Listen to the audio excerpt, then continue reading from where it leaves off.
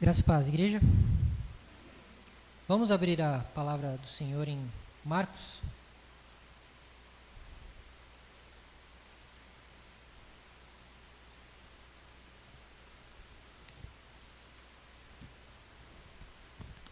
Marcos capítulo 11.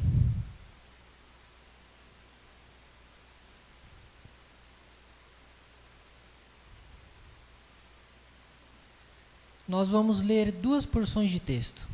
Nós vamos ler dos versículos 12 a 14 e depois a gente vai pular para o versículo 20 ao 26. Marcos capítulo 11, a partir do versículo 12 até o 14, depois do 20 ao 26.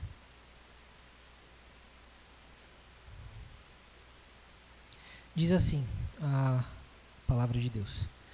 No dia seguinte, quando saíram de Betânia, Jesus teve fome. E vendo de longe uma figueira com folhas, foi ver se nela acharia alguma coisa. Aproximando-se dela, nada achou, a não ser folhas, porque não era tempo de figos. Então Jesus disse à figueira: Nunca mais alguém coma dos seus frutos. E os discípulos de Jesus ouviram isso. Agora no versículo 20. E passando eles pela manhã, viram que a figueira estava seca desde a raiz. Então Pedro, lembrando-se, falou: Mestre, eis que a figueira que o Senhor amaldiçoou ficou seca. Ao que Jesus lhe disse: Tenham fé em Deus, porque em verdade lhes digo que se alguém disser a este monte: Levante-se e jogue-se no mar, e não duvidar no seu coração, mas crer que se fará o que diz, assim será com ele. Por isso digo a vocês que tudo o que pedirem em oração, creiam que já o receberam, e assim será com vocês. E quando estiverem orando, se tiverem alguma coisa contra alguém, perdoem para que o Pai de vocês que está no céu, perdoe as ofensas de vocês. Mas se vocês não perdoarem também o Pai de vocês que está nos céus, não perdoará a ofensa de vocês. Vamos orar mais uma vez. Senhor Deus, mais uma vez, Pai, diante da Tua presença, nós vemos pedir, nós vemos clamar e suplicar. Dá-nos, Senhor, entendimento da Tua palavra. Alimenta-nos com a Tua palavra. Perdoa os nossos pecados, Senhor. Abre os nossos corações e os nossos ouvidos para ouvir a Tua palavra. E prepara o solo do nosso coração para que ela gere frutos em nós, Senhor. Que possamos absorver aquilo que o Senhor tem preparado para nós esta noite. Que essa mensagem venha direto de Ti, que não seja uma mensagem de homem, Senhor. E que o Senhor fale a cada um dos que aqui estão, poderosamente, pelo poder do Teu Espírito Santo. Ajuda-nos a ouvi-lo, a recebê-lo, a acolher esta palavra e a sermos transformados por ela. Em nome de Jesus. Amém.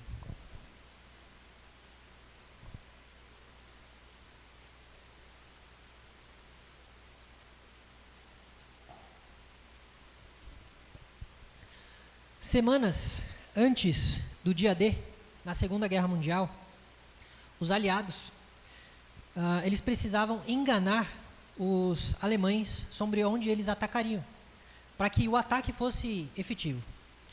E eles criaram o que ficou conhecido como a Operação Fortitude. E o que era essa operação? Eles montaram um exército inteiro no sul da Inglaterra, tanto no mar quanto na terra. Centenas de tanques, centenas de jipes, aviões e até porta-aviões. Para os aviões de reconhecimento alemães, que olhavam lá de cima, eles viam o que parecia ser um exército e uma força militar muito bem organizada. Só que tinha um detalhe. Todos os tanques, todos os navios, todos os porta-aviões, todos os jipes, tudo isso não passavam de balões infláveis, feitos pelos aliados. E de longe, de fato, pareciam ter um grande poderio militar. Tanto é que essa estratégia, de fato, funcionou. Mas de perto, era apenas bexiga, cheia de ar. Se você furasse qualquer um daqueles tanques com um alfinete, ele murcharia. E essa história, ela nos conecta com aquilo que Jesus disse no texto que nós lemos hoje. Nós estamos numa série de mensagens sobre parábolas e ensinamentos de Jesus. E a lição que Jesus quer nos trazer neste texto, nessa figura da figueira é, primeiro, sobre a fome e aquilo que Jesus enxerga na figueira ao ter fome. Por quê? Segunda-feira da Semana da Paixão, Jesus saiu de Betânia e saiu com fome. Ele vê, então, de longe uma figueira com folhas. E quando ele vê essa figueira com folhas, ele cria uma expectativa. Porque, aos que não sabem, quando uma figueira está com folhas, é porque ela está dando sinais de que os frutos dela também estão vindo. Pela natureza, folhas na figueira indicam os primeiros frutos daquela figueira. Então a árvore que Jesus vê ali, ela apresenta uma expectativa, uma promessa. Mas quando Jesus chega e procura o fruto da figueira, ele não encontra nada. E a Bíblia diz que não era tempo de frutos. Creio que essa figueira, ela é como uma miragem. É como aquela promessa distante, que promete muito, mas no final não entrega nada. Jesus usa essa árvore para nos ensinar sobre justamente o perigo de parecer ser aquilo que não é. De parecer dar aquilo que não se pode dar. E para entender melhor aquilo que Deus nos ensina pela figura da figueira, nós precisamos primeiro identificar a hipocrisia da aparência. Dos versos 12 ao 14, nós vemos Jesus amaldiçoando essa figueira por não encontrar frutos nela. Então Jesus ele amaldiçoa, mas nós podemos nos perguntar por que ele amaldiçoou essa figueira. A Escritura diz que não era tempo de figos, no versículo 13. E mesmo assim Jesus amaldiçoou a figueira. Como é que ela daria frutos se não era tempo de figos? Será que Jesus tinha condenado uma figueira de graça? É certo que não. Jesus não amaldiçoou aquela figueira por capricho, apenas para ensinar uma lição. Essa figueira ela não poderia dar frutos, mas ela, como eu disse, parecia ou vendia a ideia de quem dava frutos. Uma figueira que apresenta folhas, ela está vendendo e dizendo para quem enxerga ela: eu tenho frutos. Sacia a sua fome. Vem e pegue meus frutos. Aqui Jesus está querendo falar de alguém ou de algo que não pode agradar a Deus, que não é capaz de produzir os frutos que Jesus espera. Mas, por fora, essa pessoa, ela apresenta folhas, ela apresenta uma decoração, ela apresenta uma aparência, ela apresenta uma máscara, uma roupa, quase que uma fantasia de quem pode dar frutos. E é isso que Jesus vê nessa figueira e tenta ensinar aos seus discípulos. Jesus está falando de alguém que de repente tem uma liturgia perfeita, impecável, uma roupa impecável, alinhada. Jesus está falando de alguém que vive uma vida aparentemente religiosa, perfeita, uma vida admirável aos olhos. Jesus está falando que talvez essa figueira ela possua um discurso teológico perfeito, mas por dentro essa árvore não cumpre o propósito pelo qual ela foi feita. Ela não está dando frutos. Ela não apresenta aquilo que Jesus espera dela, que são os frutos. Ter folhas, e aí eu posso usar a nossa figura para contextualizar, ser um calvinista, ser um presbiteriano, um defensor da tulipe, um defensor dos 5 solas, do sola escritura, um defensor da teologia reformada, de dizer que a Bíblia é a nossa única regra de fé e prática, todas essas coisas são excelentes, mas isso por si só não significa que o nosso interior, de fato, dê os frutos que Jesus espera de nós. Quantos teólogos, quantos mestres, quantos professores, quantos pastores não ensinam uma teologia impecável, mas o seu coração está podre, está seco, está amargo, não apresenta frutos? A sentença de Jesus ao ver alguém, ao ver uma figueira, que tem a aparência de uma figueira que apresenta frutos, mas que está seca, ela é dura, mas ela também quer nos ensinar algo. Jesus diz: nunca mais coma alguém fruto de ti. Deus não está tolerando a figueira que promete frutos, mas não entrega fruto nenhum. Lá em Hebreus, capítulo 10,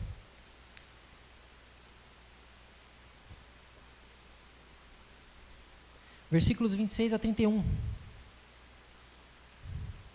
O autor aos Hebreus vai dizer o seguinte, ele vai usar palavras duras também.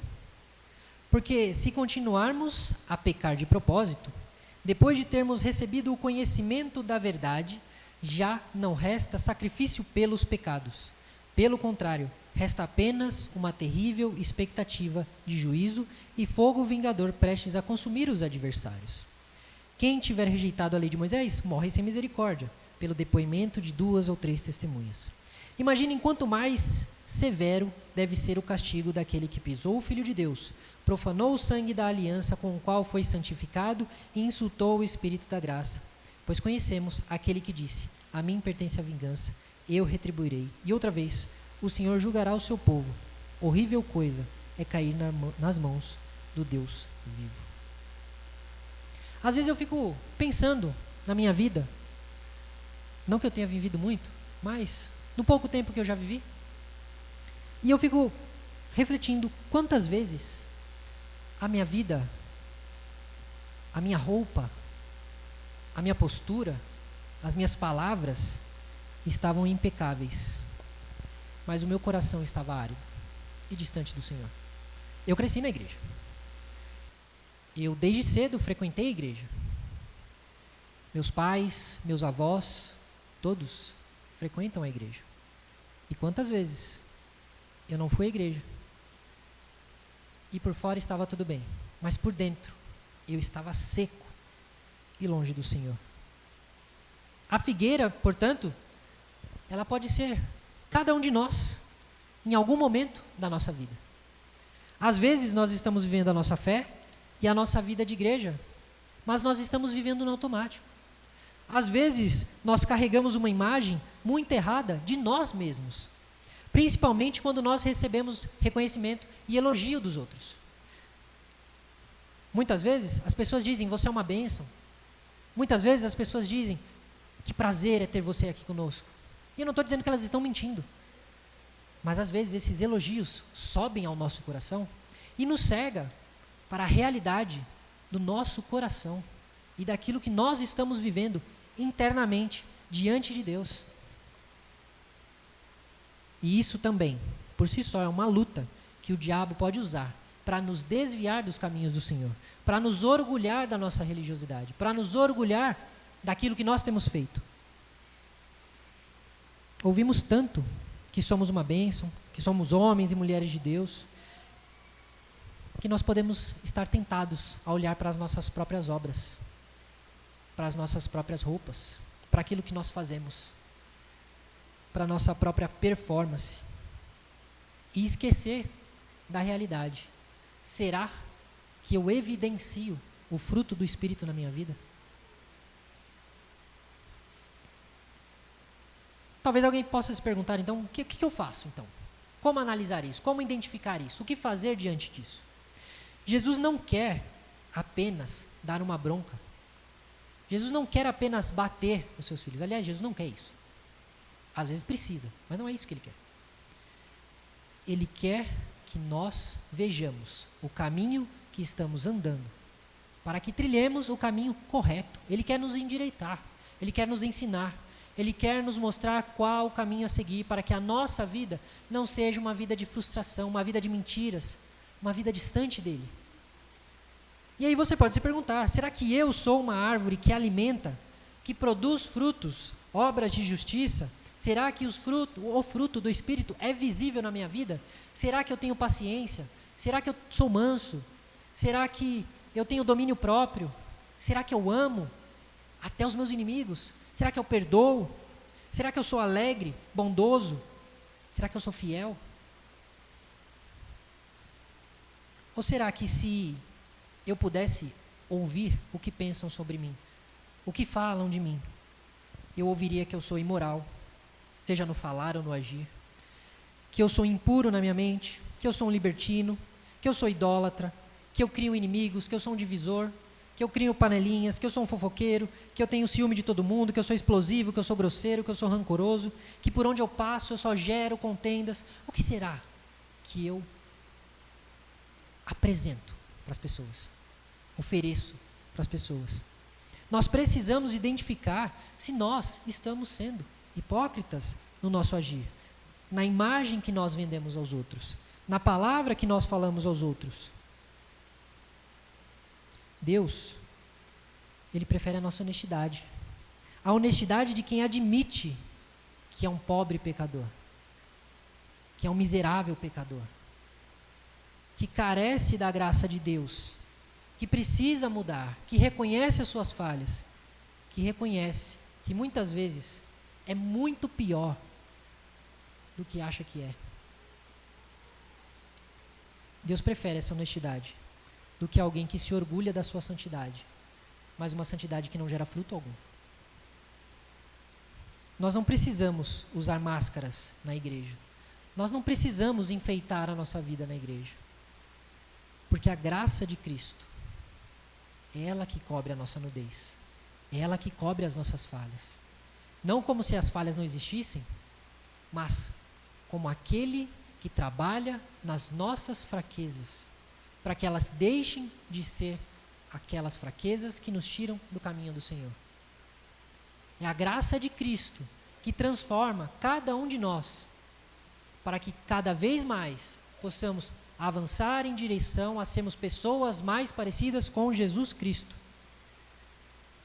Por isso, abrace de vez a vida do Evangelho. Abrace de vez a vida com Cristo. Abrace de vez aquilo que Cristo te oferece. A graça e misericórdia que está disponível para transformar completamente as nossas vidas. Somente assim nós vamos poder dar frutos. É isso que Deus quer nos mostrar. Deus não quer bater. Deus quer nos endireitar. Quando nós passamos a viver verdadeiramente o Evangelho de Cristo, nós percebemos que metade dos nossos problemas, pelo menos metade, foram culpa da nossa própria maneira distorcida de ver as coisas, da nossa maneira distorcida de fazer as coisas, de falar as coisas. Nem tudo é culpa nossa, mas quando vivemos uma vida longe dos frutos do Espírito, certamente, muito é nossa culpa. E para entender aquilo que Deus nos ensina nessa figueira, nós também precisamos entender a razão do juízo. Nós pulamos um trecho da Escritura que vai dos versos 15 até o 19. Aqui Jesus, ele complementa o que já foi dito anteriormente e vai servir como uma ponte entre o que nós lemos dos versos 12 até o 14 e dos versos 27 até, aliás, dos versos 20 até o 26. O texto nos diz que logo após sair da figueira, ele seguiu em direção a Jerusalém, e lá em Jerusalém se cumpriu aquilo que Jesus fez na figueira. O que aconteceu em Jerusalém? Jesus expulsou todos os vendedores, todos os cambistas, e ainda deu aquele seu célebre discurso: ai de vós, fariseus hipócritas, os 7 ais de Jesus. Quando Jesus foi ao templo, ele não viu uma figueira com folhas, mas sem fruto. Ele viu centenas, milhares de figueiras que eram cheias de flores e de folhas, mas não apresentavam frutos. Aquelas pessoas estavam com muito movimento, trocando moedas, planejando sacrifícios, fazendo suas orações. Os sacerdotes estavam com suas vestes impecáveis, mas ainda assim não havia fruto ali naquelas pessoas. Jesus vira mesas, chicoteia animais, mesas, espalha moedas, porque ele diz que o templo virou uma casa de ladrões, um covil de salteadores. A figueira, nesse caso, era o templo. A figueira era Israel. E a figueira são todos os que rejeitam a mensagem do Evangelho, não só de boca, não só na aparência, mas no interior. São aquelas pessoas que não aceitam o ensino do Evangelho, mas permanecem com as suas folhas à mostra. Jesus amaldiçoou aquela árvore para mostrar visualmente para os seus apóstolos o que Deus estava prestes a fazer com aquele templo, com aquele lugar e com aquelas pessoas que compactuavam com aquela religião. Todos sabem, o templo foi destruído no ano de 70 depois de Cristo e essa profecia foi cumprida. Nunca mais houve fruto nessa figueira, ninguém nunca mais comeu daquela figueira. Mas Jesus não só sentenciou os maus, os perversos, mas ele também preparou o terreno para algo novo, algo maior, algo superior, que tomaria o lugar daquele templo vazio, daquela religião vazia, daquelas árvores sem fruto. No lugar de uma figueira infrutífera, uma figueira que está seca, Jesus colocou uma figueira que, além de folhas, elas dariam frutos 10, 30, 50 vezes mais do que lhe seria esperado. Em algum momento nós vamos falar da parábola da figueira, que não é essa figueira que seca, mas nós vamos ver que a semente, quando dá fruto, ela frutifica, não um pouco, mas ela frutifica e multiplica, muitas e muitas vezes. É para isso que Jesus sentenciou e trouxe juízo para essa figueira falsa, para que no lugar dela, pessoas, a igreja, nós, dessemos frutos e pudéssemos fazer a palavra de Deus, a graça de Deus e a misericórdia de Deus alcançar as pessoas que antes viviam perdidas. É através da igreja, através do povo de Deus, que nós vemos a promessa do Senhor de frutificar, de trazer sombra para os passarinhos. É através da igreja que nós vemos essa palavra se cumprindo. Através da igreja, nós vemos Deus alcançando pecadores, transformando pecadores, para que eles possam, na sua vida, no seu dia a dia, na sua rotina, com o que eles fazem, com o que eles falam, servir de instrumento na vida dos outros. Porque Deus não se impressiona com o nosso culto, com as nossas palavras difíceis, com as nossas longas orações. Deus não se impressiona com isso. Mas, para que nós nos tornemos a figueira que frutifica, nós precisamos cultivar uma fé viva que substitui essa religião morta, que é aquilo contra que Jesus falou. No dia seguinte, terça-feira, voltamos ao nosso texto, versículo 20, eles passam de volta naquele caminho da figueira, e eles veem a figueira seca. Então Pedro, notando isso, diz a Jesus: Jesus, não é que a figueira secou? Agora ela não tem mais nem folha. Ou seja, o juízo de Jesus foi completo, foi rápido e chegou no devido tempo. Nós já sabemos o que nós não devemos ser, o que não podemos nos parecer. Mas então, como nós devemos ser? E com o que nós devemos parecer?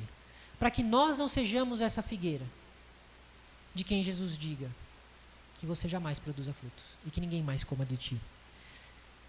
Jesus aproveita a observação de Pedro para ensinar como deve ser a nossa vida. Não dependemos mais de um prédio, de sacerdotes, não dependemos de um sistema de sacrifício para que nós possamos nos achegar a Deus. Jesus diz para que nós oremos no nosso quarto. E em secreto o Senhor nos recompensa, o Senhor nos ouve, o Senhor vem até nós. O autor aos Hebreus vai dizer que se nós nos achegarmos com confiança ao trono da graça, Ele então se aproxima de nós. perdoa os nossos pecados, tem misericórdia de nós. E nós recebemos graça de Deus. E nós, culturalmente, nos acostumamos a chamar o prédio onde nos reunimos de templo. Mas o Novo Testamento ele faz uma distinção, dizendo que Deus ele não habita em templos humanos. Ele não habita mais em construções feitas por nós, porque hoje quem é o templo do Espírito Santo? Somos nós. O nosso corpo é chamado de templo do Espírito Santo. Então agora nós, como templo do Espírito Santo, nós buscamos ser adoradores de Deus, porque o nosso culto envolve o nosso corpo, a nossa mente, aquilo que nós falamos, aquilo que nós fazemos.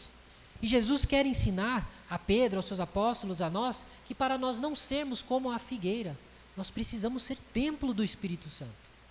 Nós precisamos cultuar a Deus com o nosso corpo, com a nossa vida, com a nossa mente, com os nossos pensamentos, com as nossas palavras. Jesus vai dizer, dos versos 22 a 25, que precisamos ter fé. Porque se nós tivermos fé e dissermos ao monte, vá deste lugar e se lance no mar, assim seria feito. E como é que eu entendo essa figura? Será que agora eu posso sair daqui e mandar um monte se tacar no mar e esse monte vai se mover até o mar? Será que é isso mesmo que Jesus está dizendo? Um comentarista chamado J.C. Ryle, ele diz que sempre foi uma ideia atraente usar montanhas em sentido figurado para passar a ideia de majestade, de algo inabalável, de algo difícil, de algo grandioso. E em Isaías 40, 63 e Isaías 41, Deus usa a figura da montanha, transformando elas em planícies, derretendo as montanhas no fogo e despedaçando e esmagando essas montanhas. Em Isaías 40 e 45, essas montanhas têm que abrir caminho para o povo de Deus passar. E em Salmos 46 e Apocalipse 8, lançar no mar a montanha é sinal de juízo. Então Jesus acaba de trazer uma sentença de juízo ao templo. E se o templo caísse, isso significaria que Deus abandonou aquele sistema, aquela religião, aquele povo que o rejeitou. O templo era o centro do mundo para o judeu. Jesus estava dizendo, aquilo que vocês têm de mais importante cegou a vista de vocês. E vocês perderam o Salvador que veio até vocês. Então, nenhum judeu que ouviu Jesus nessas circunstâncias ficou satisfeito com o que Jesus disse. Ficou satisfeito com o que Jesus falou. E em meio a todos esses acontecimentos, Jesus vira e fala para os seus apóstolos, tenham fé, creiam. O relato de João nos traz o último discurso e oração de Cristo, antes de sua morte. E nesse discurso, Jesus fala que está preparando lugar para cada um de nós. Ele fala, irei ao meu Pai, prepararei moradas, e se não, assim não fosse, eu não os teria dito. Então Jesus está dizendo que está preparando uma casa, uma morada para nós, uma morada para entrar todo aquele que tem fé, todo aquele que espera no Senhor, porque essa morada é infinitamente maior e superior ao templo que foi rejeitado, ao sistema que foi colocado abaixo e julgado por Jesus como um sistema falido. E o que entender de toda essa figura e de todo esse relato, de todo esse contexto? Como eu disse, isso é mais do que apenas dizer para a montanha, vá e se retire, vá e mude de lugar. Não é como se você tivesse um superpoder agora de mover montanhas com o poder da sua mente, com a sua fé. Não é isso. Quem crê participa das ações maravilhosas e grandiosas de Deus. Deus move montanhas. Deus abre caminhos por meio das montanhas para que seu povo passe. Deus esmaga montanhas em sentido de juízo. Deus remove montanhas. E o seu povo participa disso quando participa em fé diante de Deus, obedecendo a palavra de Deus, ouvindo a palavra de Deus. Não é que nós mandamos montes sair do lugar, mas porque no agir de Deus através da igreja, nós atravessamos montes, nós atravessamos dificuldades, nós superamos coisas grandiosas. que muitas vezes nos afligem. A pessoa de oração, a pessoa de fé, aquela que João diz que Deus ouve porque fala e ora conforme a vontade de Deus, é a pessoa que pelo poder do Espírito Santo vê montanhas sendo movidas. É aquela pessoa que quando diz para a montanha ir para o lado, ela não está dizendo porque ela quer ver a montanha ir para o lado, mas porque o Senhor colocou na boca dela essas palavras. São pessoas que passam por dificuldades, passam por lutas, passam por tentações, veem em si mesmos as dificuldades de ser um filho de Deus, um servo de Deus. Veem em si mesmo os pecados que precisa vencer dia a dia. Mas ela passa por tudo isso, ela supera tudo isso. Não porque ela é forte espiritualmente e a força dela está nela, mas porque a força dela está no Senhor. E através do Senhor e da força que o Senhor dá a ela, ela passa por todas essas coisas. Então a fé verdadeira nunca levará o cristão a pedir ao Senhor aquilo que o Senhor não quer dar a ele. A fé verdadeira, por outro lado, vai nos mover a pedir aquilo que o Senhor quer fazer através de nós. Tiago diz em sua carta que nós precisamos pedir com fé, porque quem pede sem crer é como alguém que é incapaz de se reconhecer no próprio rosto ao olhar no espelho. Alguém que é inconstante, alguém que é incapaz de confiar em Deus. Quando nós oramos desejosos por alinhar o nosso coração com Deus, nossos pedidos, as nossas expectativas ao que Deus quer de nós, nós nos abrimos para que Deus faça a vontade dEle, nós nos colocamos diante de Deus para que Deus mova a história, apesar da nossa vontade e através de nós. E quer Deus responda, positivo ou negativamente, ao que nós esperamos, nós nos alegramos, porque a nossa oração não é mais, faça a Deus aquilo que eu te peço, mas sim, se possível, afasta de mim esse cálice, seja contudo, porém, feita a tua vontade e não a minha. Essa é a oração com fé. Essa é a oração que move montanhas. Por quê? Porque o Senhor move as montanhas, fazendo a sua vontade. Às vezes, nós oramos como crianças que querem pedir algo que os pais não querem fazer. Já viram uma criança que às vezes quer pedir algo que ela quer muito para os pais, mas ela sabe que o pai não vai dar, porque não tem condições, ou porque já disse que não vai poder dar? Como é que a criança pede para o pai, quando ela sabe que o pai não vai dar? Ela olha assim para cima, ela fala meio que baixinho, pai, posso pegar, pai? É assim ou não é? Aí ela olha de novo, aí olha para os lados, dá um cutucão na barra da calça do pai. Mas pai, deixa, pai. Às vezes a gente ora assim para Deus. Às vezes, nós oramos a Deus dizendo, veja bem, Senhor, se o Senhor quiser, mas só se o Senhor quiser, tá? Só se o Senhor quiser. Faça isso ou faça aquilo. Eu não estou fazendo pressão, tá? Muitas vezes, nós camuflamos a nossa falta de fé, a nossa incredulidade, com um pedido educado. Às vezes, esse pedido educado está demonstrando que nós não cremos que Deus pode fazer aquilo que nós pedimos. Se Ele vai fazer ou não é outra história. Se o que nós estamos pedindo ou não é da vontade de Deus, é outra história. Nós não temos acesso a isso, nós não sabemos.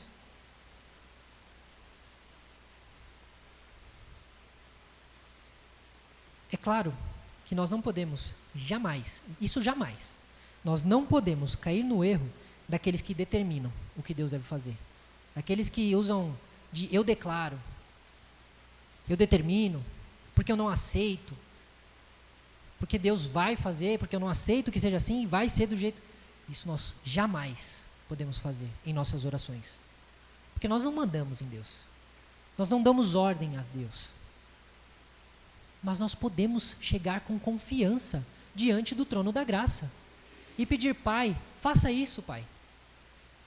Pai, estou precisando disso. Estou pedindo isso. Pai, me ajuda. Pai, me dá. Pode ser que Deus não dê. Mas nós podemos pedir com fé. Porque aquele que pede com fé, crendo que recebeu, Jesus diz que recebe. às vezes não recebe a resposta que quer, mas recebe a resposta da oração. E o seu coração é trabalhado nisso. O seu coração é moldado nisso. Você aprende a confiar em Deus. Você aprende que você pode falar para Deus coisas que às vezes Deus não concorda, que está errado. Mas porque Deus te ouve, te educa o seu coração e te mostra o que você deve pedir. Alinha o seu coração para que você aprenda o que você deve pedir. Nós aprendemos que podemos falar com Deus. Quantas vezes nós vemos salmos onde o salmista reclama com Deus: eu não suporto mais, eu não aguento mais. Quantas vezes Jó não disse a Deus: Deus, acaba com a minha vida, eu não estou mais suportando, eu não aguento mais. Maldito o dia que eu nasci. Maldita a mulher que cortou o cordão umbilical, me tirou do ventre da minha mãe. Jó diz isso. E Deus não chega para Jó e fala: seu pecador imundo, seu herege. Não. Deus dá uma bronca em Jó, dá. Mas Deus fala com Jó. E depois de falar com Jó, ele pede para Jó orar pelos amigos dele. Porque Deus ouviu Jó.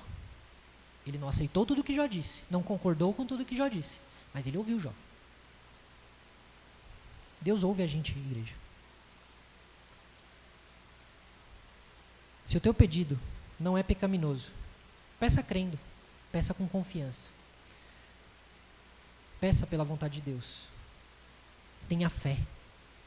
Creia que Deus é poderoso. Que Deus pode transformar. Que Deus pode fazer algo que você nem imagina. Creia nisso. A religião morta, ela é burocrática, ela é previsível, ela é fria, ela é distante, ela é formal demais. Não que o formalismo em si seja um problema, mas ela é isso. Ela é como tirar a segunda via da CNH no poupa-tempo. Ela é burocrática. Ela é vazia. Ela é penosa. E ela não mexe com o nosso interior. Ela não nos revigora. Ela não nos traz a vida. Mas a oração com fé, a verdadeira religiosidade, a verdadeira fé, aquela que Deus espera que nós tenhamos, para que sejamos figueiras que frutificam, essa fé, ela arde o nosso coração. Ela move o nosso interior em direção a Deus. Ela nos faz ter sede, anseio e desejo pelo Senhor. E a querer cada dia mais buscar a vontade de Deus. Mas, para não nos tornarmos como a figueira seca, nós precisamos remover o obstáculo do rancor. Versículo 25. Jesus, ele vai adicionar uma condição aqui, pedagógica. A fé que move montanhas, a fé verdadeira, a fé de uma figueira que frutifica, ela não funciona num coração que guarda mágoas, num coração que não perdoa. O nosso tema, igreja, qual que é? Acolher, restaurar e integrar. E eu posso adicionar um outro i, pastor? Reconciliar. Todas essas coisas são leis fundamentais para a vida e para a prática cristã. Tudo isso nós devemos ter no nosso falar, no nosso agir e na nossa oração. Nós precisamos aprender a acolher, a restaurar, a integrar e a reconciliar, seja nós com os outros, sejam os outros entre si. Em outro momento, Jesus vai dizer, lá em Mateus 5, que se você estiver trazendo a sua oferta ao altar, e lá se lembrar que o seu irmão tem alguma coisa contra você, deixe diante do altar a sua oferta e vá primeiro reconciliar-se com seu irmão, e então volte e faça a sua oferta. De outra forma, em Marcos, nesse capítulo 11 que nós lemos, versículo 25, quando estiverem orando, se tiverem alguma coisa contra alguém, perdoem, para que o Pai de vocês que está nos céus perdoe as ofensas de vocês. Em ambos os momentos, em ambos os relatos, em ambas as situações, Jesus está retratando um momento de culto, um momento de adoração. Na oferta, na ocasião do culto público, na oração, possivelmente na ocasião do culto particular, no culto privado. Seja qual for o caso, nem a oferta, nem o culto, nem a oração é mais urgente do que a nossa reconciliação com o nosso irmão. Jesus chega a dizer que a nossa oferta não deve ser dada, a nossa oração não deve ser feita se nós não nos reconciliarmos com quem quer que tenha algo contra nós.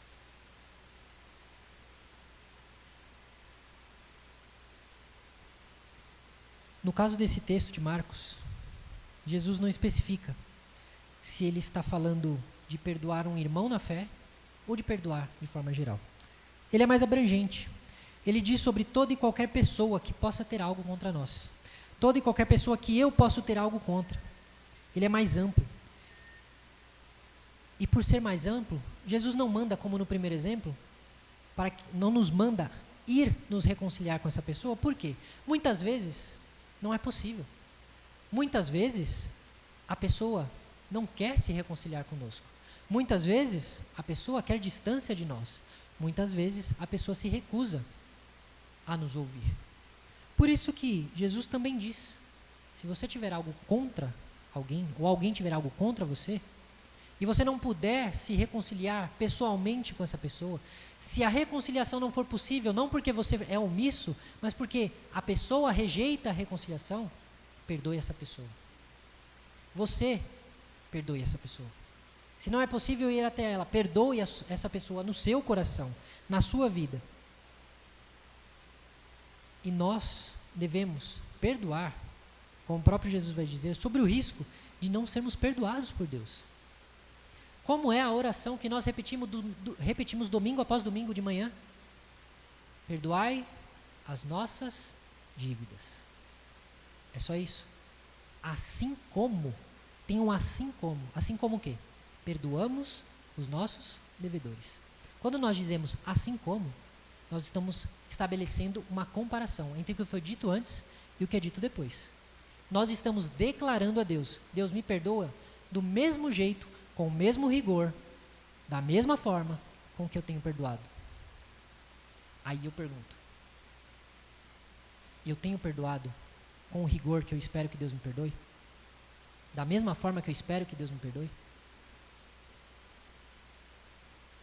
Só que não podemos ler esse texto, e aqui é um aviso importante, não podemos ler esse texto e achar que a nossa salvação, o nosso perdão diante de Deus, depende da nossa ação de perdoar. Não é isso que Jesus está falando.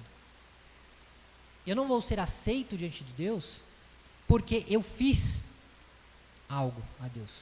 Mas quando eu deixo de fazer algo que Deus ordena, expressamente na sua palavra, eu estou mostrando que a palavra dele não habita em mim. O que nós lemos antes de orar, silenciosamente? Aquele que diz que não tem pecado, é o quê? É mentiroso. Em outro texto de João, ele vai dizer que aquele que não perdoa o seu irmão, o que ele é? Ele anda em trevas. Ele não está na luz. Essa pessoa não conhece a Deus. A verdade não habita nela. Então, quando nós nos recusamos a perdoar alguém, não é que a nossa salvação está em xeque, porque não perdoamos. Mas significa que a palavra de Deus não penetrou no nosso coração, a ponto de gerar uma transformação que nos faça perdoar o outro. Talvez eu nem salvo tenha sido ainda. Talvez nem alcançado pela graça eu tenha sido ainda. Nem sempre nós vamos perdoar de primeira. Nem sempre nós perdoaremos de segunda. Às vezes nem de terceira.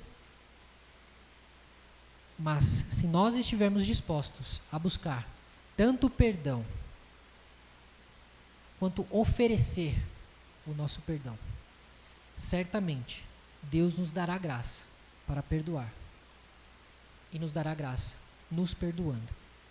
Porque não adianta ter fé para mover montanhas se você tropeça numa pedrinha que atacaram e te ofendeu. Não adianta você ter a sua dívida eterna ou esperar que a sua dívida eterna seja perdoada por Deus, se você é incapaz de perdoar uma pequena dívida que alguém tem contra você. Ou que, enfim, você contraiu com alguém. Não acumule ressentimento. Não acumule amargura. Não viva de cara emburrada. Não viva numa situação de quem paga o mal com o mal. Perdoe. Não seja grosseiro. Ame. E ore, como Jesus ensinou. Perdoai as nossas dívidas, assim como nós perdoamos os nossos devedores. Não importa o tamanho da sua mágoa, da montanha que colocaram diante de você. Se você tiver fé e tiver o seu coração em Deus, essa montanha vai sair de lá e você vai perdoar. Para concluir, às vezes parece impossível ser a figueira que dá frutos. Às vezes parece que Deus espera demais de nós. Às vezes parece que para ser cristão o preço é muito caro, é muito alto. E até não ser. É muito caro se nós formos viver nas nossas forças, se nós formos viver do nosso jeito, sem a ajuda do Espírito Santo. Aí é caro, aí é impossível, aí vai ser impossível. Mas se você tiver fé, se você buscar a Deus, se você se entregar a Deus, se você desejá-lo de todo o seu coração e procurar viver com Ele, diante dEle, para Ele, em todas as suas obras, então Jesus diz: o meu fardo é leve e o meu jugo é suave. Se nós queremos seguir Jesus, precisamos ter certeza daquilo que nós vamos ter que abrir mão. Porque ninguém que olha para trás é digno dele. Ninguém que ama mais pai e mãe do que ama ele é digno dele. Mas se nós decidimos segui-lo, nós percebemos que na verdade o seu jugo é suave e o seu fardo é leve. Não sejamos árvores de aparência. A figueira de Israel secou, o templo caiu, mas Jesus, na sua cruz, se tornou maldito em nosso lugar. E o que era seco e foi atingido pelo juízo de Deus, aquilo que se tornou maldição, foi essa mesma pessoa que se tornou glória, salvação, bênção e redenção a todos nós. Foi esse Jesus que naquela cruz, onde nós hoje nos lembramos que teve o seu sangue derramado, foi esse Jesus que nos salvou de ser uma figueira estéril, de ser uma figueira que promete, mas não entrega nada. Que nós possamos refletir sobre isso, e então beber do cálice, nos alimentar do pão, e recebermos Jesus como a nossa força, recebemos Cristo como aquele que muda a nossa vida, transforma a nossa vida, e nos faz perdoar, e nos faz gerar fruto, e nos faz fazer aquilo que é impossível, que é vencer os nossos pecados. Amém?